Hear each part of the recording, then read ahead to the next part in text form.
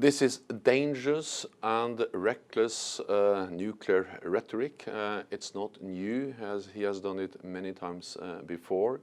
He knows very well that a nuclear war should never be fought and cannot be won, and it will have unprecedented consequences for Russia. And therefore, NATO has also increased its military presence, especially in the eastern part of the alliance, to remove any room for miscalculation or misunderstanding in Moscow. Для того, чтобы продлить свою личную власть, Путин терзает соседнюю страну, убивает людей там и сейчас бросает в эту мясорубку войны еще огромное количество российских граждан, которые, в общем-то, должны просто нормально жить, заниматься своими семьями. Поэтому, конечно, это было преступление, сейчас стало преступлением гораздо большего масштаба.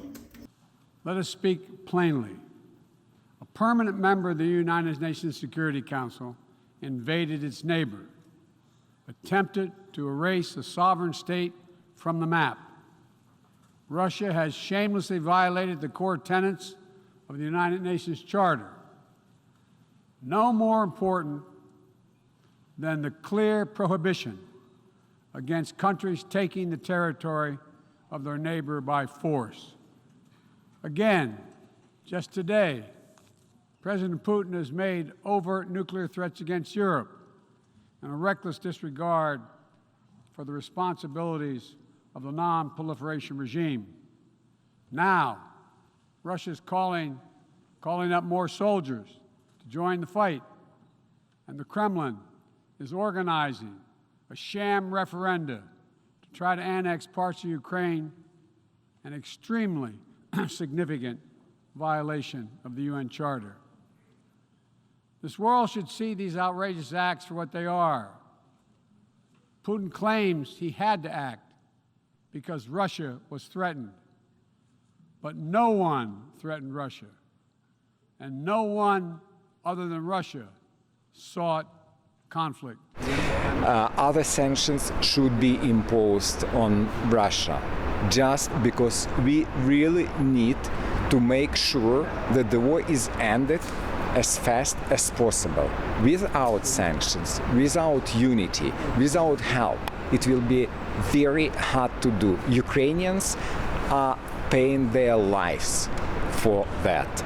So first of all, I think we should be careful about the exact numbers, but of course any mobilization will add to the number of troops and forces they have.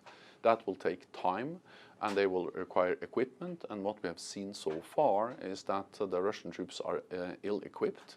They lack proper command and control, and they also have struggled a lot with logistics. But of course, more troops will escalate the conflict. That will mean more suffering, more loss of lives, Ukrainian lives, but also Russian lives.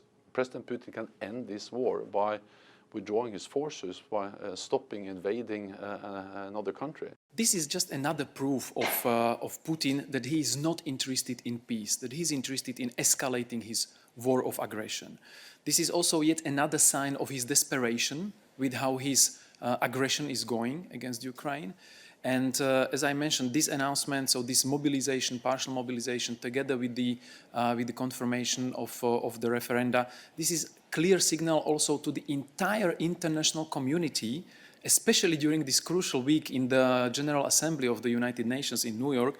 This is a clear signal to them that he is only interested in further advancing and continuing his destructive war, which had already so many bad consequences worldwide. Paniek bij de man. Je ziet natuurlijk dat Oekraïne steeds meer in staat is om terug te rollen.